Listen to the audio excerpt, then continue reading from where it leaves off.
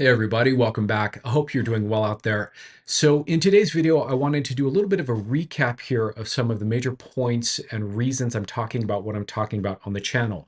So this is really for any of you that are new subscribers or kind of new to my content, and you kind of get a sense of what I'm talking about. Maybe you've heard some kind of gems of wisdom along the way, but you don't understand the overall overarching kind of message that I'm trying to convey here to you. This is for you. In particular, I want to talk about this because I am launching the free course, the free portion of my full course that I'm still building but pre-sailing soon. The free course is launching tomorrow. And so I'll be letting you guys know about that. But I wanted to just kind of set the context for why the hell I made this course, why it's about what it's about. Why am I talking about self-relationship and relationships so much? And how does this tie into like psychedelic therapy and spiritual healing? I want to try to connect the dots here for you if all of this seems a bit fragmented and confusing, because I realize that it may not be intuitive what I'm talking about, but it's highly effective. So I want to just share with you some of the insights that I've learned as a psychedelic therapist, as a hypnotherapist, as a coach, what has brought me to this point that this is what I want to show you and give to you and teach you. Let's talk about it. So with today's video, I wanted to just kind of pop on the camera here, bullet point a few ideas out to kind of keep me on track and share with you guys a bit of an arc, a bit of a story of how I've arrived at what it is that I'm sharing here with you in this course that I'm launching tomorrow. So I want to give you a bit of context as to why I'm talking about self-relationship so much, or attachment theory so much, and why this, ties into spiritual healing or psychedelic therapy or trauma healing. How does all this fit together? I want to start to paint for you a picture of what I see over and over as a coach, working with people, and in the DMs that I get on Reddit from people constantly.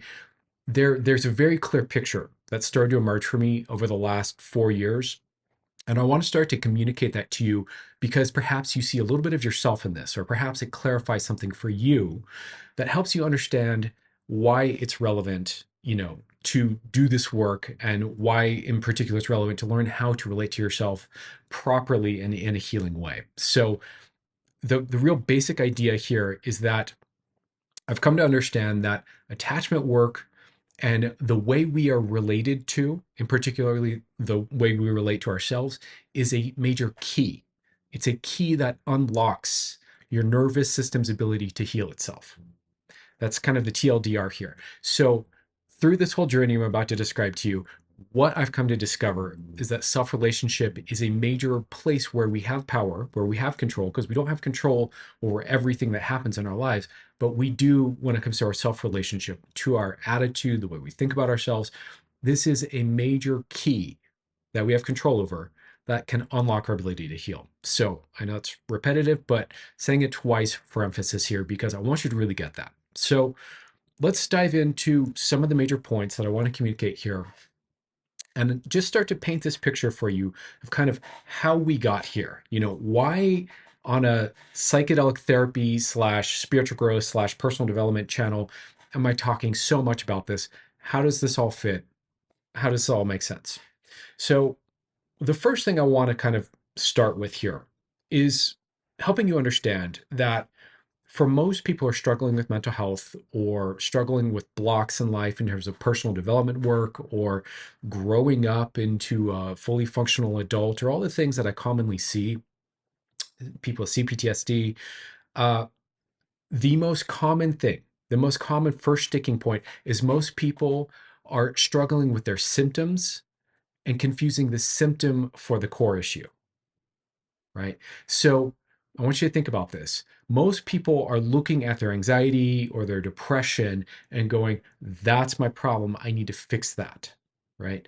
But anxiety and depression are generally symptoms of nervous system dysregulation deeper in the nervous system, of wounds, of issues, of unresolved questions, of confusions, of places we got stuck along the way and never found a good answer. And our nervous system gets kind of like unsettled, uneasy, or it gets overloaded, or it just like gets too much and then it numbs out. And that turns into these symptoms of anxiety or depression or a lot of the other things we see out there. So people are often in these conversations, whether it's, with me privately or whether again it's on Reddit or whether it's wherever, people are often trying to treat the symptom rather than really whatever the core thing is, right? And then for most people, what I've seen is that they're not just trying to treat the symptom, they're actually avoidant of trying to treat the symptom. So we do things like, I know I have anxiety, but I'm too afraid to even deal with that, which is, again, is the symptom. So I'm going to distract myself with whatever, whatever my favorite distraction is, and keep myself from ever really even engaging the symptom, let alone tracing that back to whatever the core thing is, and really helping my nervous system to be able to resolve whatever that tangled knot in my energy body is, if that makes sense. And so this is what I see over and over and over with people struggling with mental health is they're looking at the wrong thing, they're looking in the wrong direction, they're looking for often insight, assuming that when they get insight, they will have catharsis, right? These are the kind of distorted preconceptions we have about therapy. Get insight, insight will give me a moment of catharsis. And then once I've had that insight and understanding, then I will be healed and better. And that's quite frankly not at all how it works. So the second thing that I see a lot with people is that most people have no idea how to be their own therapist, right? So I'm assuming if you're watching this channel, you're interested in healing yourself or interested in growing or integrating or leveling up or transforming your life in some way, right? And yet what I see over and over and over is people want that outcome, but they're not reading therapy books, they're not taking courses on therapy, they're not learning the language or different worldviews of different therapy modalities. They're also not learning the relational approach of how to work with someone as a therapist, which is a huge piece, right? Like one of the things that separates a therapist from like a layperson who nerds out on therapy is that therapists are taught a lot about kind of the relational approach, the relational kind of connection, the transference, countertransference connection, right? This is a thing that you get trained on how to work with and manage that a layperson doesn't understand. It's a huge part of what makes therapy or coaching or anything go well and go smoothly, right? So most people have no idea how to be their own therapist, are struggling with thinking they need insights about their symptoms in order to heal, right? I see this over and over and over. And and then let's throw a bunch of psilocybin in the mix, or a bunch of MDMA or LSD or DMT or ayahuasca into the mix, right? So this is where it really gets interesting from my point of view, is in the psychedelic therapy world, then you see people with that's all they know. They're quite frankly underinformed on how to work with themselves or even get at what the real thing that needs healing is. And if that's you, again, no judgment, no shame. This is just the pattern I see, right? This is why I made what I made. I'm, again, trying to tell you, why does this course exist? Why am I trying to show you what I'm trying to show you? This is why, okay? Uh, so then we run to psychedelics, and for a lot of us, we're new to psychedelics. I mean, by new I mean 2-3 years, a few experiences, maybe brand new, right? And we assume, because we come from a consumerist culture that has trained us from birth to equate consumption with well-being and happiness, which is a false, that's not accurate. That's not true. But that's a conversation for another time, for another video. We come from this consumerist paradigm as a worldview, right? And so we think, oh, in the same way that, in psychiatry, it's consume SSRIs to resolve your depression or consume Adderall to deal with your ADHD. With psychedelic therapy, we map that worldview over, and it's okay, I'm going to deal with my symptoms that I don't understand how to work with by consuming this wildly potent psychedelic medicine. And the kind of fuzzy implication there is I will have some sort of a spiritual epiphany experience, and the spiritual epiphany experience will somehow give me that insight that will give me that catharsis that will heal me, right? This is kind of the broad shape of what we see going down a lot in the psychedelic therapy landscape right now, right? And sadly, but not totally surprisingly from my point of view, what ended up happening and what ends up happening a lot, these people, end up taking way more than they're ready to take, don't know how to work with their own nervous system and manage their own nervous system, and are missing, crucially, a life skill that most of us did not grow up with in our modern culture. And therefore, a lot of these people are blowing themselves out on psychedelics and having really bad trips, really difficult experiences that feel unproductive, that don't really clearly help resolve anything. And there's all kinds of talking points around bad trips and psilocybin. You'll hear stuff about take 5 grams, take 7 grams, do a heroic dose for your first time, for your third time, which is, I think, ridiculous.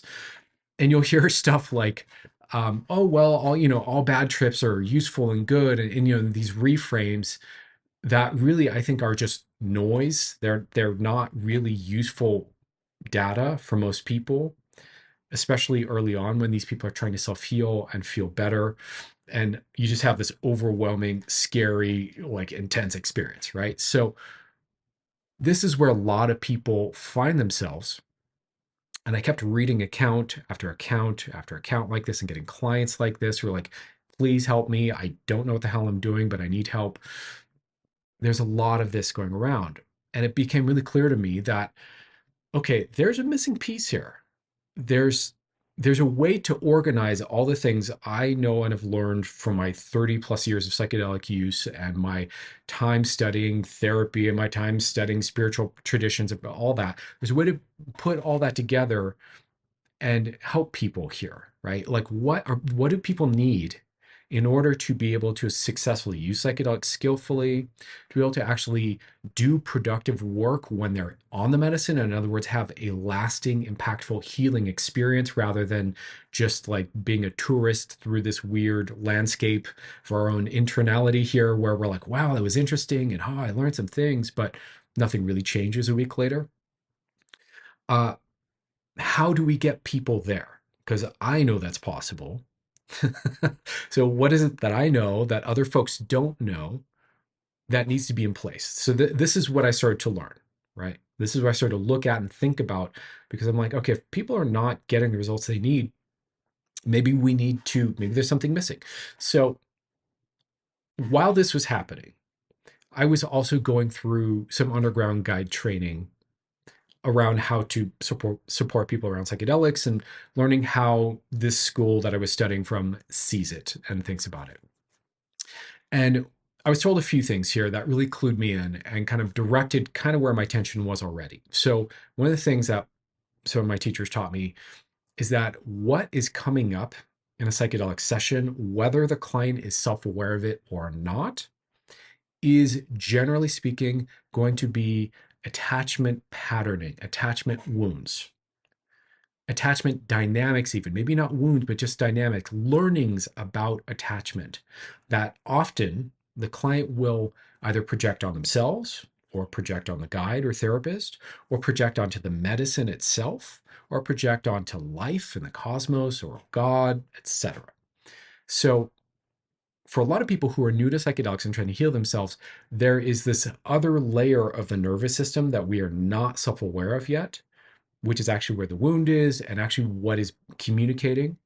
But we're looking at this layer of our narrative and our conscious mind and our rational mind and what we're thinking, and we're totally missing what's actually going on. And in this training, this is one of the things they were showing me, is to track that, become aware of what's happening at this other level, the subtext here, that the person is probably not even self-aware of, right? So that was part of it. And then they were also, demonstrating, I had my own experiences. And as I had some of my own experiences, prepping for this school, it started to become really clear that this skill of attuned, co-regulated, like engaged connection around issues is where so much of the healing happens. Okay. And so it dawned on me, even as I was engaging this guide training, that the way you're treated is a major either facilitator or obstacle for whether or not you have therapeutic success. Right. So I started to realize, hold up.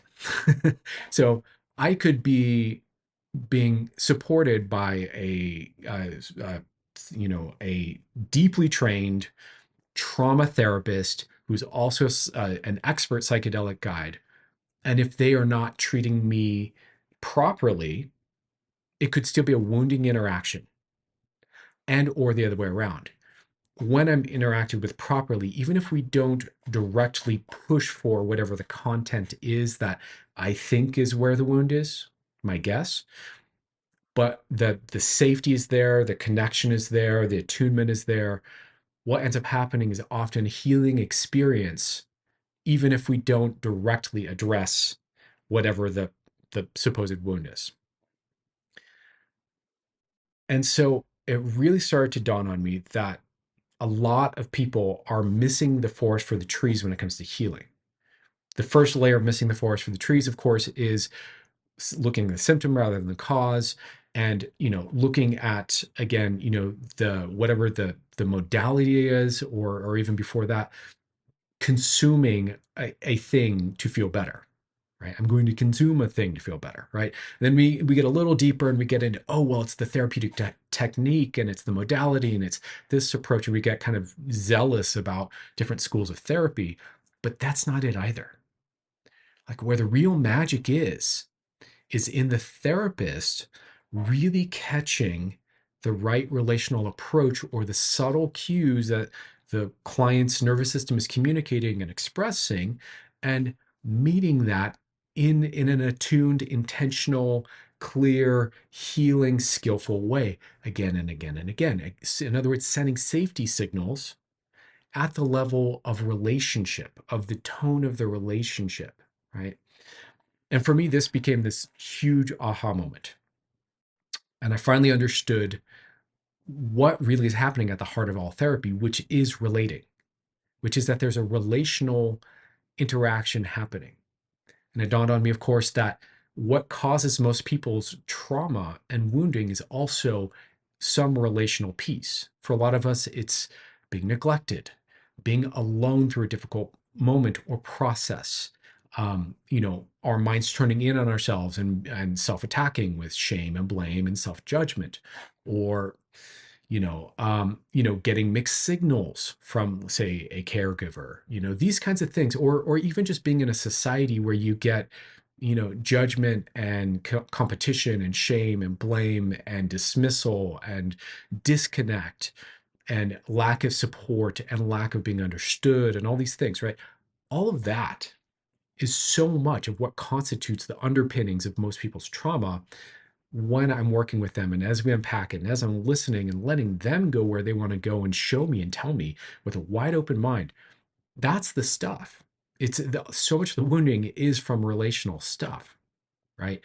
And so I started to, instead of focus on technique or modality or this therapy style or this hypnosis style, or blah blah blah, this approach, this coaching model, kind of threw all of that out.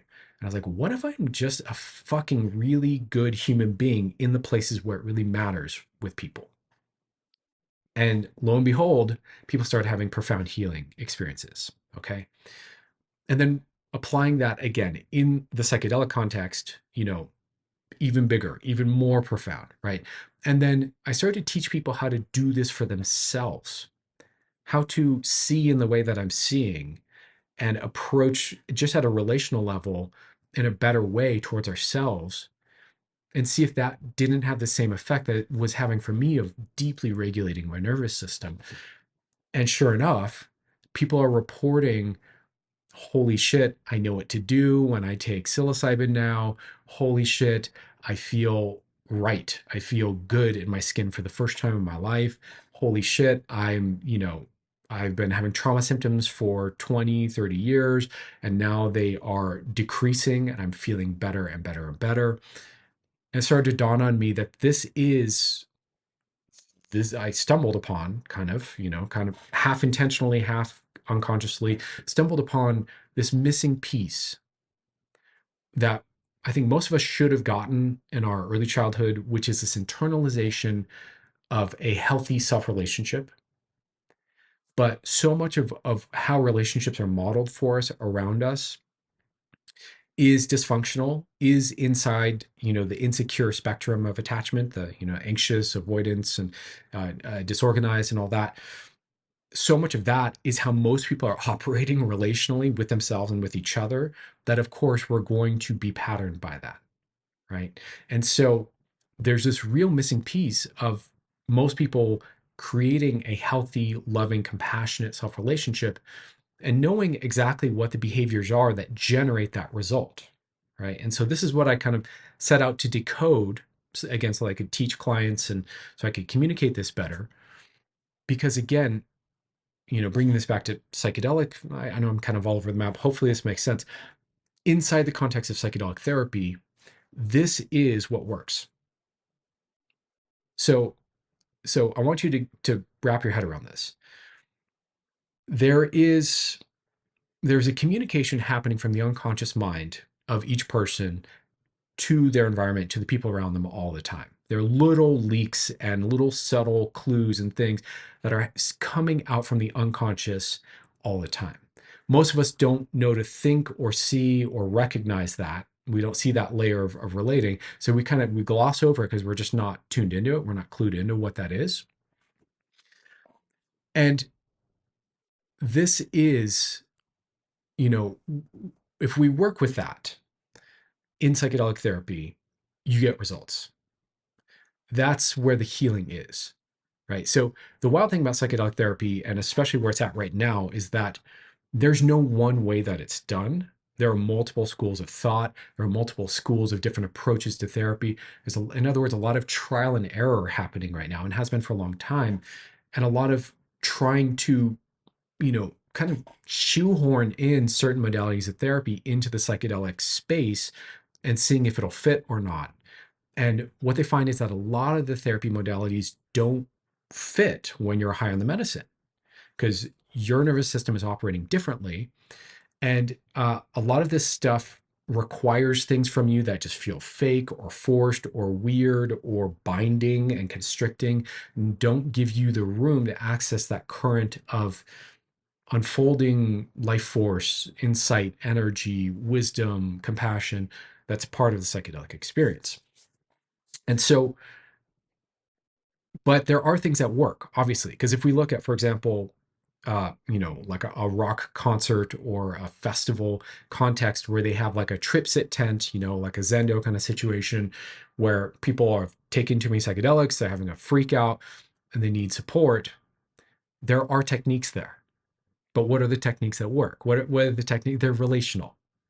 They are open-ended. They're not controlling. They're about attunement and agreeing with a person's reality and experience of reality in the moment, being curious with that person, being supportive, being connected, being patient, being non-judgmental, not getting into a logical battle with the concepts going on, but instead working with them and allowing that person to, again, you want to talk them through the experience, not down. You're not trying to convince them that they're, having a psychedelic delusion of some sort.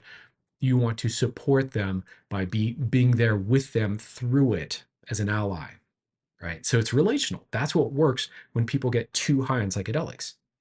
So I started to realize that, oh, we can turn this into a fundamental approach that I think sets the right tone and makes things safer. And here's the wild part is it works both when you're psychedelic and when you're sober. And there are not a lot of modalities that are cross-contextual like that. They're trying to create new modalities for psychedelic therapy because there's things that are hard to get at when you're sober that psychedelics make easier to get at, but then the brain processes in a different way. And it's like, and so in a weird way, I feel like I've kind of stumbled upon this approach that is cross-contextual, that is speaking the language of the nervous system fundamentally, and really focused on getting the right fundamentals in place first that creates a sense of comfort and well-being and safety in order to be able to deal with doing therapeutic work or looking at what's challenging or working through a difficult moment and bringing oneself back over and over and over. Now, in other words, kind of what I'm saying here is there is one underlying skill. Doesn't matter what therapy modality you're working here. There's one underlying skill, which is this relational piece. that is at the heart of therapy, and it is at the heart of co-regulating each other, right? And is at the heart of being a good human being and creating a good vibe with other human beings. And when we get that one underlying skill down as a skill set, then we can use that in a psychedelic context if we want. We can use that in a sober context if we want. We can use it with others. We can use it with ourselves. It's the same skill, right? And so as I start to discover this, it's really just hit home that this may or may not be the whole enchilada for some people. For some people, I think this will be enough to do all the healing work. For others, I think it may be the pretext to some other therapeutic or experiential thing that adds to the healing. But we need that layer of connectedness and safety in place first, right? So this is really why I'm talking about this on the channel. This is why I've developed this. This is what I want to do with this. I want to give you a clear understanding of how to meet yourself, like kind of the language of the nervous system a little bit, that works both, again, when you're sober, or, if you're in an altered state, that works both with supporting others, but also with supporting yourself. And I want to put you in touch with what that is so that it's not a mystery, so that you're not flailing around looking for insights, hoping that this next insight will be the one, or, like I did, flailing around pursuing intense spiritual peak experiences, hoping that eventually one of those will somehow break through the patterns of dysfunction that you have, or just like banging your head against the wall of high dose psilocybin sessions, wondering why it's always a bad trip for you. I want to save you that headache and that stress and that pressure and that confusion by clarifying probably what is a bit of a blind spot for you and, quite frankly, for our society around us. So that's why I'm talking about what I'm talking about. I'm not talking about it because I want to sell you on some thing. I'm talking about it because I really think this is at the heart of things. And I want to give you that clarity. I want to give you that understanding, that connectedness to what's really going on in a healing dynamic and what really needs to be just right, where to keep your eyes, because there's a lot of moving parts, right? So where do we put our attention that's most high leverage, that gets the result, right? This is really what I want to give you. And so that's what this course is about. So this free course, again, you can sign up for it starting tomorrow. Um, all you have to do is you have to sign up with Kajabi and you have to enter your email, thank you for that. And then you get 4+ hours of me laying out how this works, right? Or at least the opening understanding of how this works. So you'll have a different worldview of seeing how to approach yourself so that you know how more clearly to heal yourself. Now, do I think it's weird? Do I think it's a little shocking that the answer to how to heal your trauma or how to do psychedelic therapy properly is fundamentally about relationship, about understanding how to see yourself, right? Like, why isn't it about letting go of your ego and transcending all that, right? Or why isn't it about um, you know an insight about what caused your depression, for example? Why don't these work? It would seem like that would be more the way, right? It's weird to me a little bit that it is relationship, but it's a felt sense thing. It really is. When you're related to properly, the way that your nervous system settles, aligns, calms, unfolds, volunteers new information that you didn't even know was there inside of you, it's uncanny. So it's like, I really think that the nervous system recognizes when it's being treated properly, and when it is, we'll start to go into a self-healing mode of starting to offload stress or bring up memories or connect the dots between things. And your nervous system will start to, at a deeper level, let go of wherever it's been stuck. But it needs that relational piece to be there first. It needs that initial input of knowing it's a good moment, it's a good context, it's a safe context, and then it'll start to do that. So that's my passion right now. It's my jam right now. And that's why I'm making this course, because quite frankly, this knowledge needs to be out there. It needs to exist, whether or not resonates for you, whether or not you're attracted to it or not, all good. I feel like this needs to be put out there.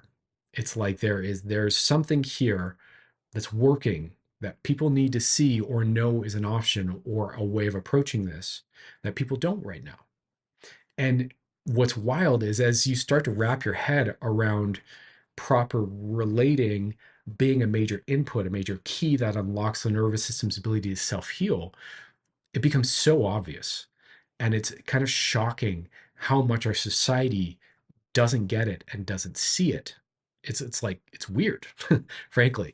And so I do feel like a man on a mission. I do feel like there's something to give here to the world that needs to exist. And so I'm making it, and so I've been making it, and I'm super excited to share it with you. So if this resonates for you, if this makes some sort of sense, or like, I know I've rambled a bit today. Apologies, I'm a little tired. Um, Go sign up for the course tomorrow when it drops. There'll be a link in the video. Go check it out if you haven't already, and check out the free course. And again, the free course is the roadmap. And a couple things I'll say about it, and then we'll wrap here. Sorry, the video's long. Um, the free course is it's a sketch. It's not my final version of this. Uh, I think I did a good job. I think I could do a better job, though. Certain videos, my presentation isn't great.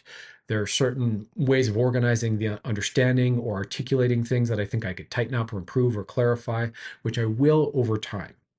So please understand, if you check out the free course, I think it's pretty dang good. I felt like I just want to get it out, even if it wasn't perfect yet, because it's more important that it gets out to people and starts to improve things than than me being like anal retentive about making it perfect before I put it out.